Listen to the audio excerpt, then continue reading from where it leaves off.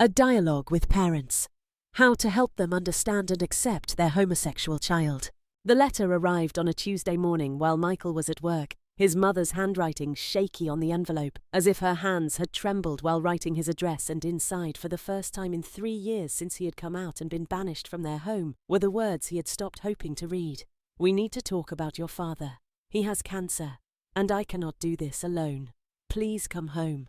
And Michael stared at those words, feeling the earth shift beneath him, understanding that sometimes life forces reconciliation in ways we never expect. That crisis can crack open doors that seemed permanently sealed,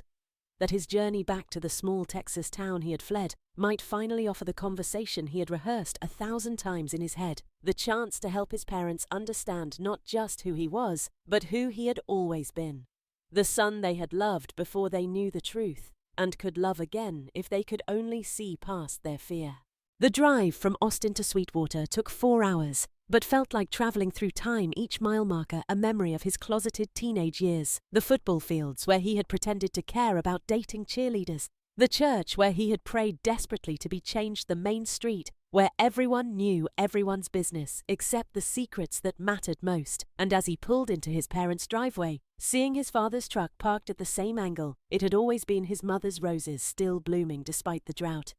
He thought about all the LGBTQ people who never got this chance, who were rejected forever, who died without reconciliation, and he gripped the steering wheel, understanding that this moment was bigger than just his family, that how he handled this could create a roadmap for other families struggling with acceptance. His mother opened the door before he could knock, looking older and smaller than he remembered, her eyes filling with tears as she pulled him into a hug that felt like coming home, and leaving it all at once, whispering that she had missed him every single day, that the house had felt wrong without him, that she was sorry, but also not ready to talk about why not yet. And Michael held her, feeling like the teenager who used to come to her with every problem except the biggest one, understanding that this was just the beginning, that her willingness to call him was not the same as acceptance, but it was a crack in the wall that had separated them, a place where light could start to enter. His father looked diminished in the recliner, where he had once seemed so powerful, the cancer having stolen his physical strength,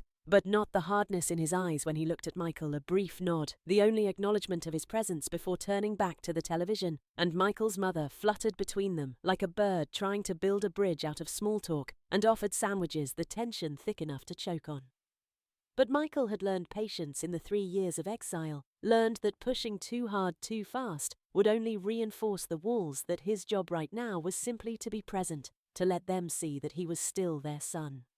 Still the person who had helped with harvest and fixed the fence and made them proud before they knew the truth. The first night he slept in his childhood bedroom, surrounded by artifacts of the life he had tried so hard to live, the sports trophies and academic awards, the photos with girlfriends he had never really wanted to kiss the Bible with,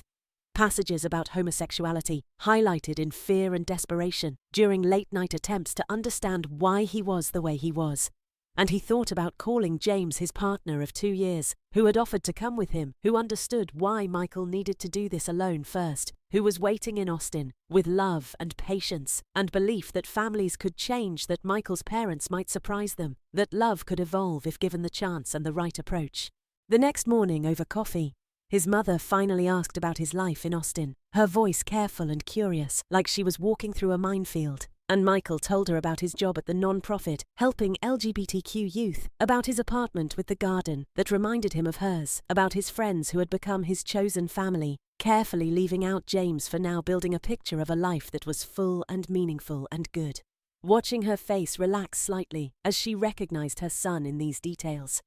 The values she had instilled still present, even if the life looked different than she had imagined. And when she asked if he was happy, really happy, he could answer honestly that he was happier than he had ever been when he was pretending. His father's first real words to him came during a commercial break 3 days into the visit, suddenly asking if Michael planned to stay for his treatment. The question loaded with everything unspoken, and Michael said yes. He had arranged to work remotely. He would be here as long as needed.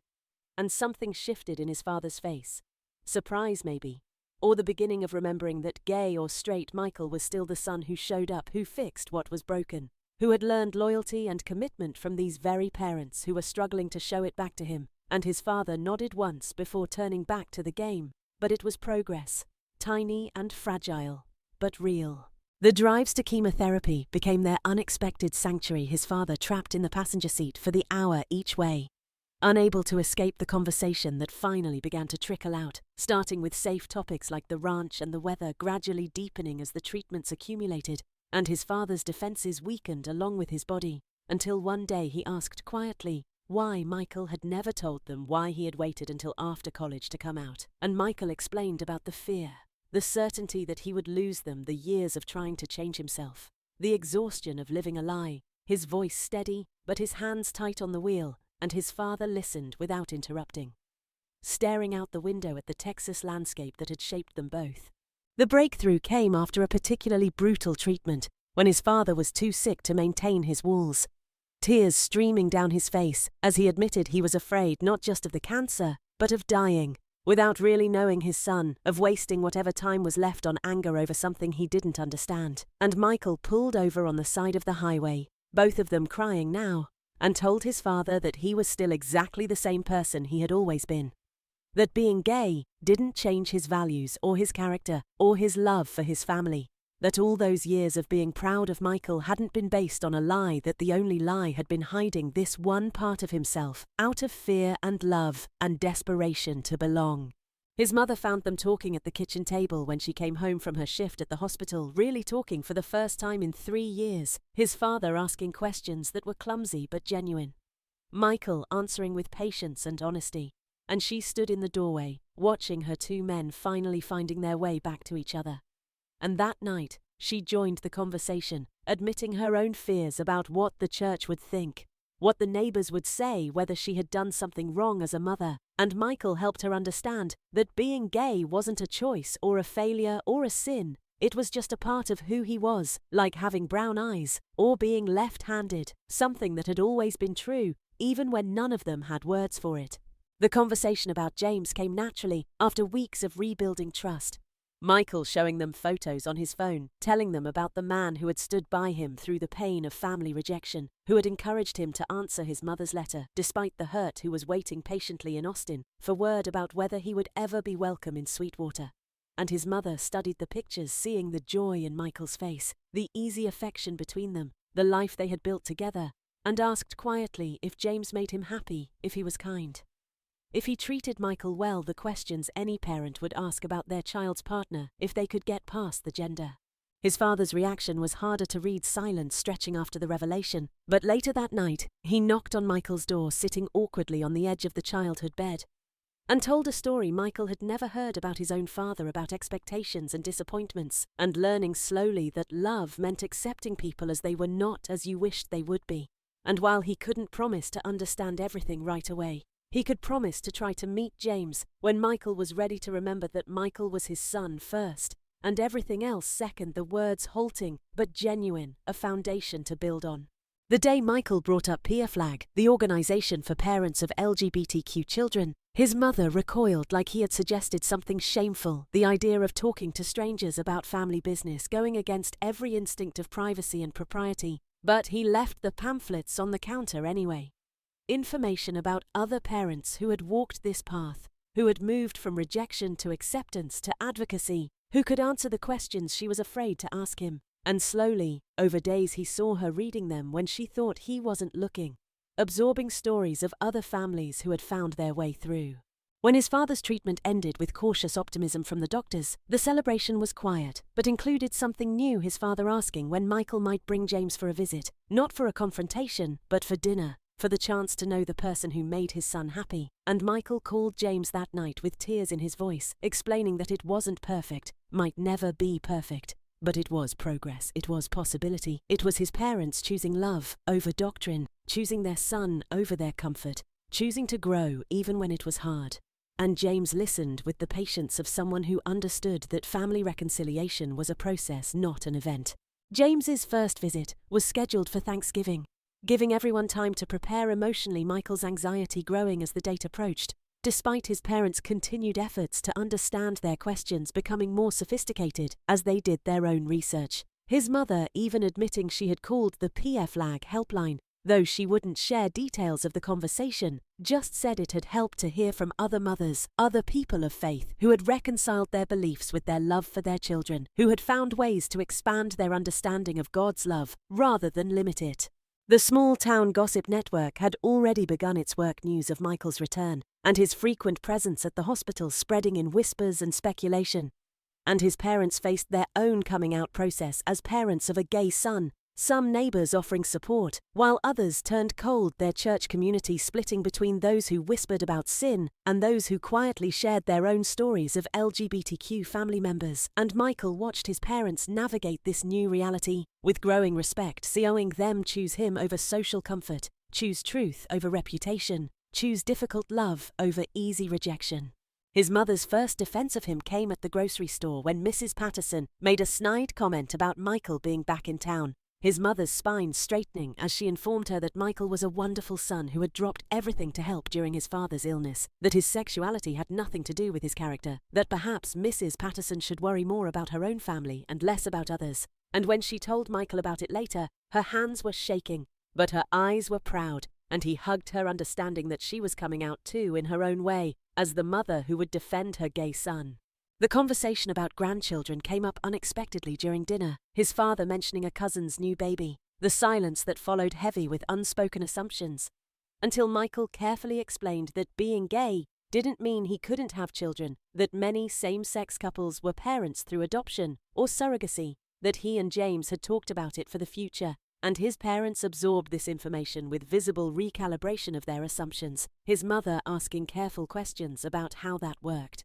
His father nodding slowly as he processed that his family line might continue just in ways he hadn't imagined. 2 days before Thanksgiving, Michael's father asked him to go fishing, their old tradition from before everything fell apart, and on the boat in the middle of the lake, where they had shared so many important conversations over the years. His father spoke about fear and change, and the realization that he had almost lost his son twice, once to cancer, and once to his own stubbornness, and how the cancer had taught him that time was precious, that pride was less important than presence, that he would rather have a gay son than no son. And while he still didn't understand everything, he was willing to learn, willing to let Michael teach him, willing to meet him where he was, rather than demanding he be someone else. His mother spent the days before James's arrival cooking with manic energy, preparing enough food for 20 people instead of 4, channeling her nervousness into pie crusts and casseroles, asking Michael repeatedly about James's preferences and allergies, wanting everything to be perfect in the way mothers do when meeting important people in their children's lives. And Michael helped her cook these familiar rhythms of working side by side in the kitchen, rebuilding bonds that had been severed, talking about everything and nothing, slowly approaching the topic of what this visit meant,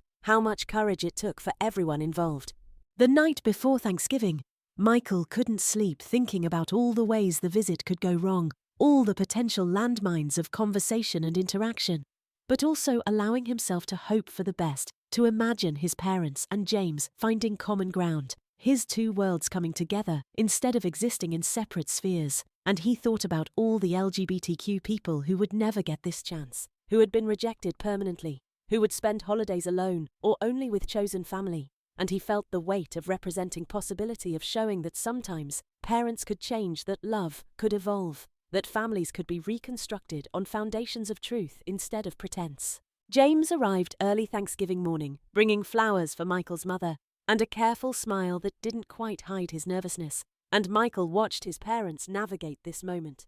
They had never imagined his mother accepting the flowers with genuine pleasure, his father extending his hand for a handshake that lasted a beat longer than necessary.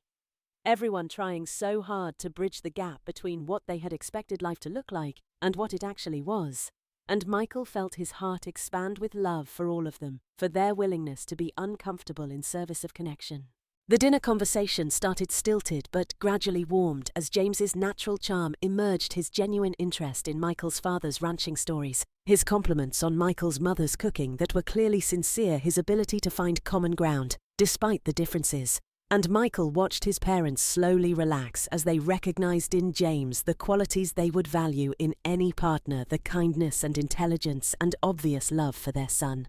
And when his father asked James about his work in renewable energy, really listening to the answer, Michael felt the shift from politeness to genuine interest. The moment that changed everything came after dinner, when Michael's mother brought out photo albums, embarrassing baby pictures that made Michael groan, but had James delighted, and suddenly they were all laughing together at Michael's unfortunate middle school haircut, at stories of his childhood mishaps, at the familiar ritual of parents embarrassing their child in front of their partner. And it was so normal, so beautifully ordinary, that Michael felt tears prick his eyes at the realization that they were just a family sharing memories, that James was being welcomed not as a statement or a challenge, but as the person Michael loved. Later, while the women cleared dishes, despite everyone's protests about traditional gender roles, Michael's father took James to see his workshop, the two of them bonding over discussion of tools and craftsmanship. And Michael watched from the doorway as his father showed James the furniture he had built, including the bed frame in Michael's childhood room.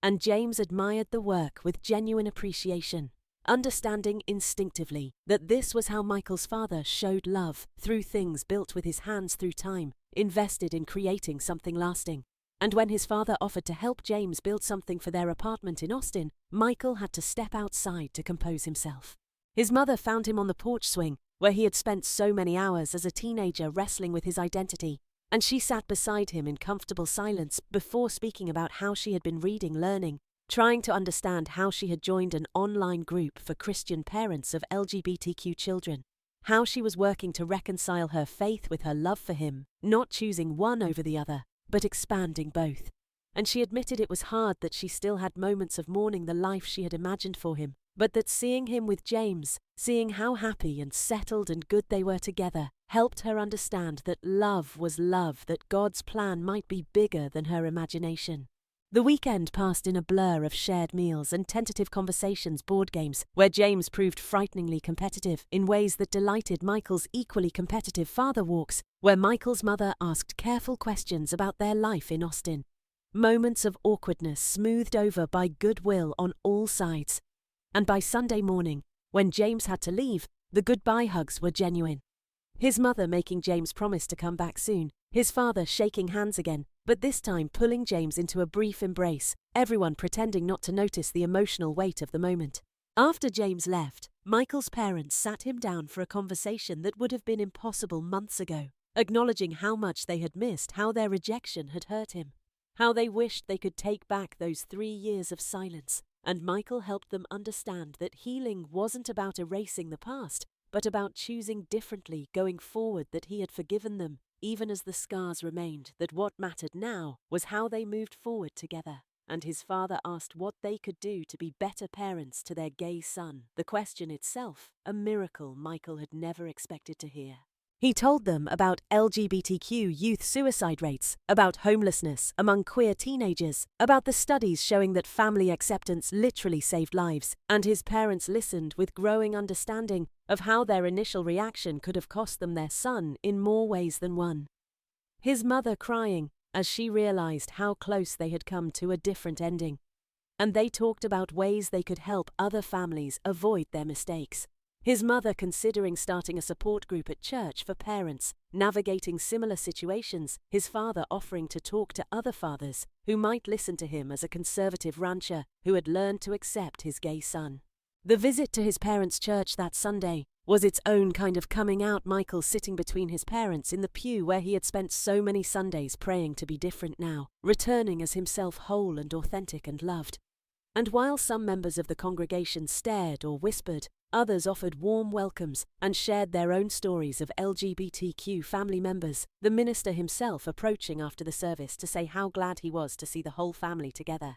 And Michael's mother stood a little taller, claiming her place as a parent who chose love over dogma. Over the following months, the relationship continued to evolve through phone calls and visits, his parents slowly integrating the reality of Michael's sexuality into their worldview, asking about James regularly, even beginning to talk about him as their son-in-law, despite the lack of legal recognition in Texas at that time. And Michael shared more of his life with them, the work he did with LGBTQ youth, the ways his own experience of rejection and reconciliation helped him support others.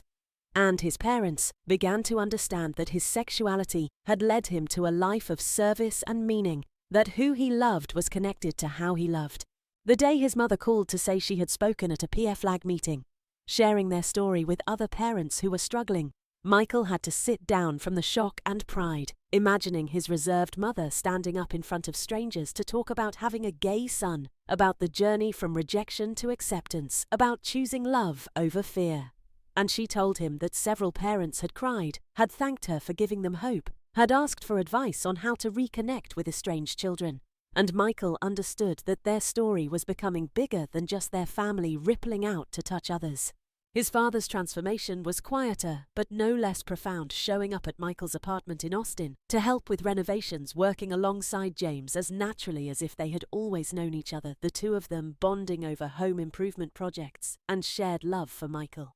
And when neighbors asked about his son, his father spoke proudly of both Michael and James, claiming his role as father-in-law with the same matter-of-fact attitude he brought to everything once he had made up his mind. And Michael watched this man who had once thrown him out, now defending him to anyone who would listen. The family therapy sessions Michael had suggested were initially met with resistance. The idea of talking to a stranger about feelings going against every instinct his parents had developed over decades of stoic self-reliance. But eventually, they agreed to try finding a therapist who specialized in family reconciliation around LGBTQ issues. And in those sessions, truths emerged that had been buried for years. His parents' own fears and insecurities, the ways they had been shaped by their own upbringings. The journey from seeing homosexuality as a choice or a sin to understanding it as an inherent part of who Michael was. James's integration into family events became smoother with each gathering, birthdays and holidays, where he was not just tolerated, but welcomed, included in family photos and stories his preferences remembered and accommodated. And Michael watched his chosen family and biological family merge in ways he had never imagined possible, creating new traditions that honored everyone's truth, like his mother learning to make James's grandmother's recipes, his father teaching James to fish in the same spots where he had taught Michael, the creation of shared memories that bound them together. The conversation about marriage came up naturally as the political landscape shifted, Michael and James discussing their hopes for legal recognition, and his parents surprising them with their support. His mother writing letters to legislators about why marriage equality mattered to their family. His father having conversations with his conservative friends about government staying out of people's personal lives. Both of them understanding now that denying rights to Michael meant denying rights to their family, that abstract political issues became personal when they affected someone you loved. When Michael and James decided to have a commitment ceremony even without legal recognition, his parents threw themselves into planning with enthusiasm that surprised everyone. His mother working with James's mother on decorations. His father building an arbor for the ceremony with his own hands, both of them navigating the complexities of a same-sex wedding in a conservative town with grace and determination, choosing their son's happiness over social comfort, facing down whispers and judgment with the armor of parents who had learned what really mattered. The ceremony itself was held at the family ranch under Texas stars, with chosen and biological family mingling, Michael's parents standing proud as their son married the man he loved, his father's speech bringing tears as he talked about learning to see love rather than gender, about being grateful for the chance to know James, about hoping every parent could experience the joy of seeing their child truly happy, and his mother dancing with both her sons at the reception, the photo of that moment becoming one of Michael's most treasured possessions. The arrival of Michael and James's daughter through surrogacy 2 years later brought another evolution in the family dynamic, his parents embracing their role as grandparents with overwhelming joy. His mother knitting blankets, and his father building a crib, both of them present for the birth, witnessing their son become a father, and holding their granddaughter for the first time with tears streaming down their faces, understanding in that moment that families came in all forms, that love multiplied rather than divided, when given freely, that their initial rejection had almost cost them this moment of profound joy. Watching his parents with their granddaughter, seeing how naturally they accepted her two fathers, how they corrected anyone who asked which one was the real dad, how they spoke proudly of their son and son-in-law. Michael understood that change was possible, even when it seemed impossible, that love could overcome fear and prejudice, that parents could grow and evolve, that the conversation between parents and LGBTQ children didn't have to end in rejection, that with patience and courage and commitment on all sides, families could be rebuilt stronger than before. The speaking engagements Michael began accepting, sharing their family's story at conferences and churches and community centers, often included his parents, when they were willing, The three of them sitting on panels talking about the journey from both perspectives, his mother sharing what had helped her understand his father, talking to other fathers about letting go of expectations and embracing reality, Michael moderating with the wisdom of someone who had lived through the pain and come out the other side, their story offering hope to families in crisis, proof that reconciliation was possible. His father's cancer returned 5 years later, this time more aggressively, and the family faced it together, James as present as any biological son, their daughter bringing joy even in the hospital rooms,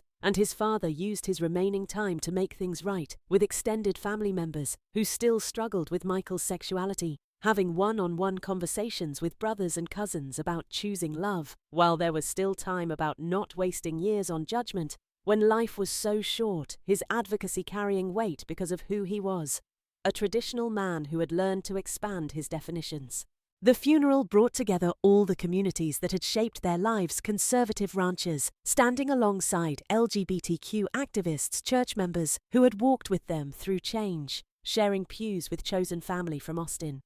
Everyone united in celebrating a man who had learned to grow, who had chosen love over comfort, who had become a father figure to many of Michael's friends, who had been rejected by their own families. His legacy, not just in the land he had worked, but in the hearts he had changed through his example of transformation. In the months after Michael's mother found her own voice as an advocate, speaking at churches about the theology of inclusive love, starting a support group for parents in rural Texas, becoming a mother figure to LGBTQ youth whose own parents couldn't accept them yet, and Michael watched her find purpose in the pain, turning their family's journey into a ministry of reconciliation, helping other parents avoid the years of estrangement they had experienced, showing by example that faith and acceptance of LGBTQ children weren't mutually exclusive, but could strengthen each other. The letter Michael wrote to his father after the funeral, placing it on his grave, thanked him for having the courage to change, for choosing love over ideology, for showing that masculinity could include acceptance and growth, for becoming the father Michael needed,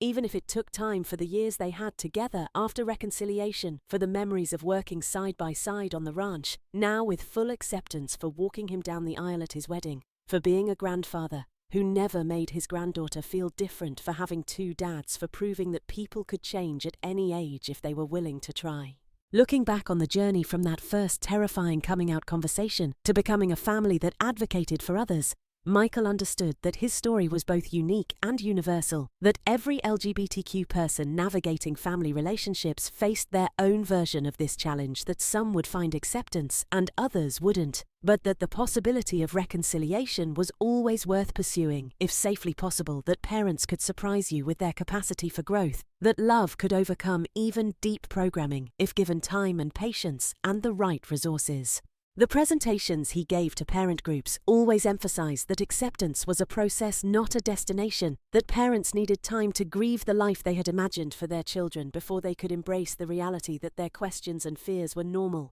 but couldn't be allowed to damage their relationships with their children. That unconditional love meant loving the child you had, not the one you had expected, that LGBTQ children were still exactly who they had always been, just finally honest about it, that coming out was an act of trust that should be met with love even through the confusion. His mother's book about their journey, written with Michael's blessing and input, became a resource for other families, especially religious families trying to reconcile faith with having LGBTQ children. Her honest account of her own struggles and growth, giving permission to other parents to admit their fears while still choosing love. The book tour, taking her to churches and community centers across the South, often accompanied by Michael or James, or both their family story, becoming a beacon of hope for others trapped between doctrine and love for their children. The scholarship fund they established in his father's name specifically for LGBTQ youth from rural areas pursuing higher education felt like the perfect memorial, understanding that education had been Michael's path to freedom and self-acceptance, wanting to provide that opportunity to others. And the first recipient was a young lesbian from a town even smaller than Sweetwater, whose parents attended the award ceremony and sought out Michael's mother afterward, hungry for guidance on how to support their daughter, the cycle of acceptance continuing to ripple outward. Michael's work evolved to include family counseling, specializing in helping parents and LGBTQ children find their way back to each other, using his own experience to guide others through the minefield of emotions and expectations, And James supported this work, understanding that their stable, loving relationship was itself a form of activism, showing by example what LGBTQ lives could look like when supported and celebrated. Their daughter growing up with the absolute certainty that love was love, that families came in all configurations, that being different was something to celebrate, not hide. The annual family reunion at the ranch became a celebration of chosen and biological family, Michael's cousins bringing their children to play with his daughter, everyone navigating the complexities of changed relationships with varying degrees of grace, and his mother presiding over it all with fierce protectiveness of her family's wholeness, shutting down any negative comments with the authority of a matriarch who had learned what mattered, creating space for everyone to be themselves, showing by example how families could evolve while still honoring their roots. When Michael's daughter asked why some people didn't like families with two daddies, they were able to tell her that some people were still learning, that her grandparents had needed time to understand too, that change happened slowly, but love could help it along, that her job was just to be herself and let her family's happiness be its own argument for acceptance. And she absorbed this wisdom with the matter-of-fact acceptance of a child who had never known rejection, who would grow up taking equality for granted in ways Michael's generation never could. The final entry in Michael's journal reflected on the journey from that terrified young man who had lost his family to come out to the advocate who helped other families stay together, understanding that his parents' eventual acceptance had healed something fundamental in him, had allowed him to do this work from a place of wholeness rather than wound, that their transformation had rippled out to touch hundreds of other families, that his father's legacy lived on in every parent who chose love over ideology, that his mother's courage in speaking her truth helped other mothers find theirs. As he closed the journal, Michael could hear James reading to their daughter in the next room, his mother's voice on the phone downstairs planning another PFLAG meeting, the sounds of a life built on authenticity and love, and the courage to have difficult conversations. And he understood that coming out had been just the beginning, that the real work was in the daily choice to live openly, to educate with patience, to meet fear with love, to believe that people could change, to create families that celebrated rather than tolerated difference, to prove through living that LGBTQ people deserved every joy that others took for granted. The story of their family had become larger than them, a testament to the power of choosing love over fear, of believing that reconciliation was possible, of understanding that parents and children could teach each other, that growth could happen at any age, that the conversation between generations about acceptance was ongoing and essential, that every family who found their way back together made it easier for the next one, that visibility and vulnerability could transform not just individual relationships, but entire communities. One conversation at a time, one choice at a time, one act of courage building on another until the world itself was remade.